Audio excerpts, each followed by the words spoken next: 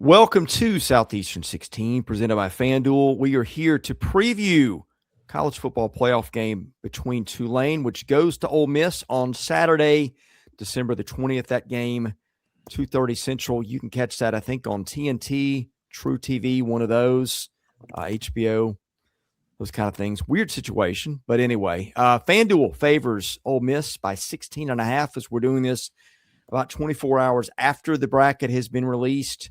Over under at 56.5. Weird game, guys, in so many ways, Jay, because neither head coach will be here next year.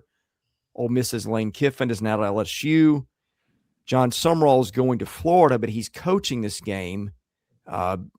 Offensive coordinator Charlie Weis for Ole Miss is going to LSU, but he's coaching this game. And it's a rematch. Ole Miss won the first time 45-10 in week 4. Just a strange game all around, Jay Retzlaff. Well,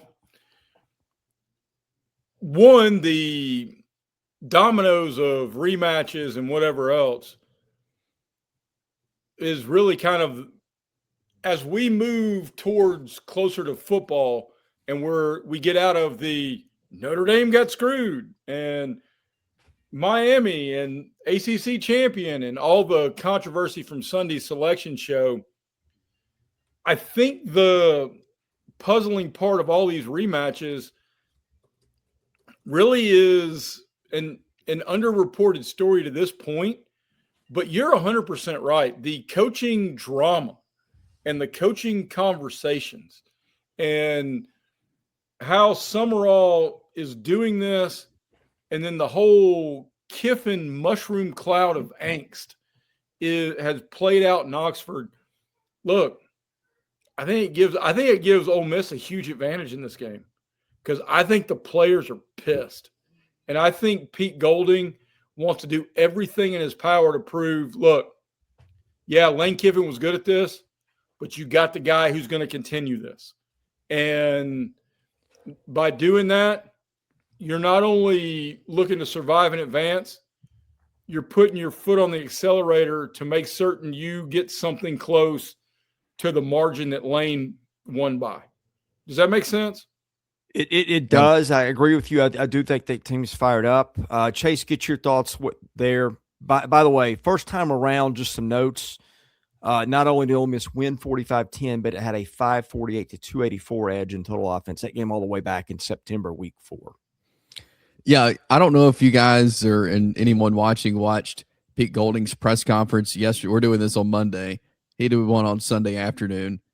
I suggest you go watch it because this guy is fired up. And who knows if he's the right guy for the job, but by golly, watch out for them in the playoffs because that guy is ready to be the head coach of the Ole Miss Rebels, and he's going to have this team ready. So I'm excited to see what Ole Miss can do because they're going to be playing with an edge. Pete Golding's playing with an edge. And Ole Miss has really good talent. They're really good offensively. Again, we've seen what they can do against Tulane. And to me, while yes, Jon Sumrall is a good coach, it's hard to do everything well. And he's doing a lot right now, and including getting ready for his next job at Florida. So that's going to play a factor. Even if he thinks it's not, it's going to. And I think we could see a similar game to what we saw in week 4 because Ole Miss is coming ready to play football. Yeah, look, Ole Miss is a 16.5-point favorite for a reason. We saw how this played out the first time. Even the thing that could play to Ole Miss's disadvantage, which is the continuity issue. Tulane's got its own on the other side with a coach who's got one foot out the door. And Jay, you mentioned the galvanizing thing. I'm trying to look for reasons like if this game plays out differently than it did the first time, what would those be? I guess that the best thing I can come up with is, maybe some overconfidence on Ole Miss's side. I doubt it. I'm just throwing things out there. I guess the biggest thing maybe is it Tulane +9 in turnovers.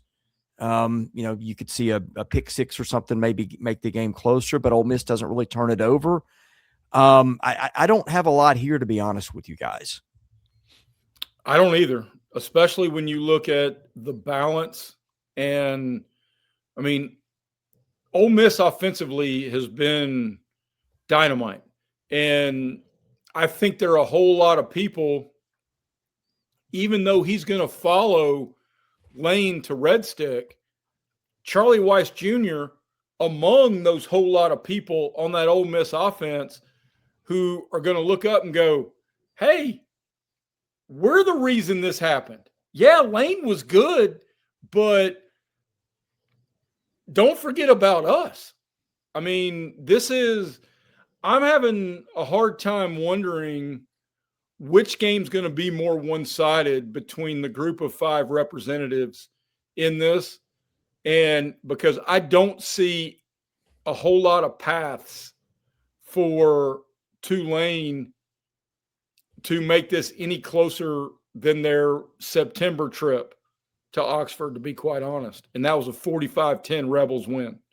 Yeah, and Jay, to that, I mean, lost in all the Lane Kiffin stuff, and the offensive fireworks, which are always a thing with Ole Miss under a Kiffin staff.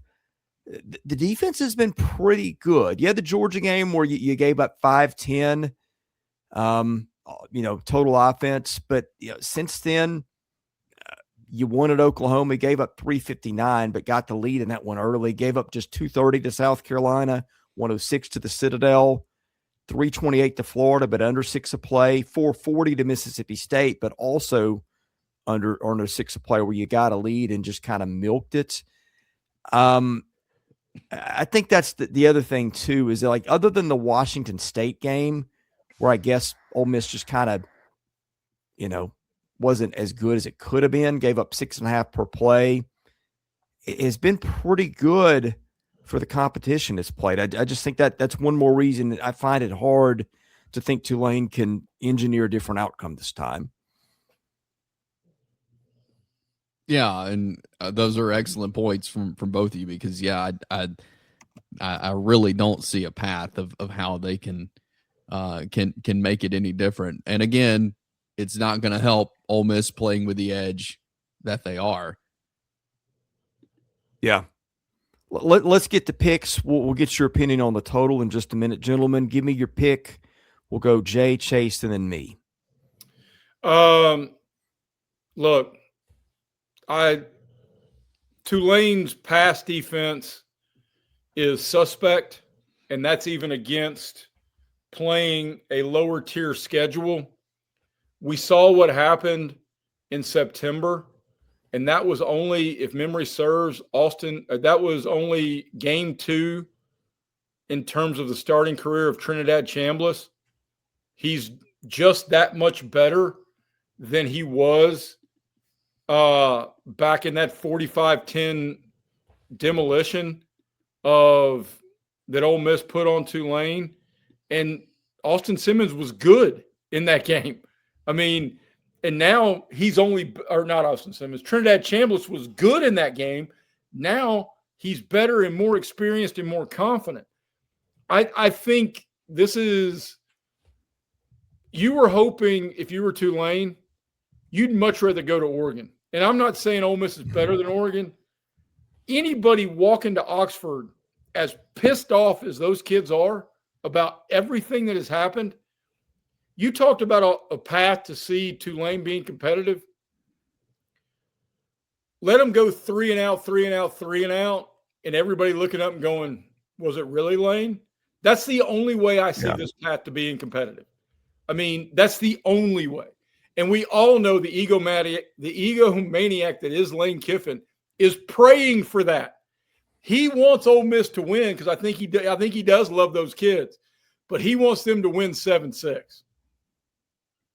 I think they win closer to 70-6 than 7-6. Yeah. Yeah, I think a big win for Ole Miss. And Trinidad Chambliss, great story. He's been remarkable this year. Did y'all catch the commercial, the AT&T? Yeah. I think it was AT&T. I thought that was great.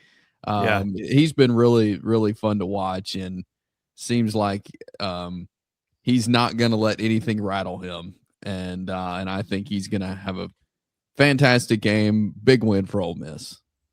Yeah, I mean, we've seen this play out once, and Ole Miss has got Chambliss. It's got just a really diverse group of receivers. We didn't really talk about that, but you had, after this game, Ole Miss could have 5 guys over 500 yards receiving. In Wallace, Stribling, Alexander, Daquan Wright, who's the only guy under that number so far at 489, really tough tight end to cover, and Caden Lee. You get the lead, and then you take the air out of the ball with Kewan Lacy, who's just a battering ram. I just don't see any path for Tulane winning this game, barring something catastrophic on Ole Miss's side and just not showing up. I think any motivational issues you might have had. Hey, it's your first playoff game. Everybody's going to be excited. And then the Lane Kiffin thing threw fuel all over that fire. I want to ask y'all's opinion on the total momentarily. That is 56.5. Before we get there, reminder, we are brought to you by our friends at Yearly Company. If you're watching this, it's before Christmas. If you haven't gotten a gift for your spouse, your girlfriend, your fiance, whatever, go to Yearly Company. It is a Nashville-based fine jewelry brand built on tradition, designed for meaning.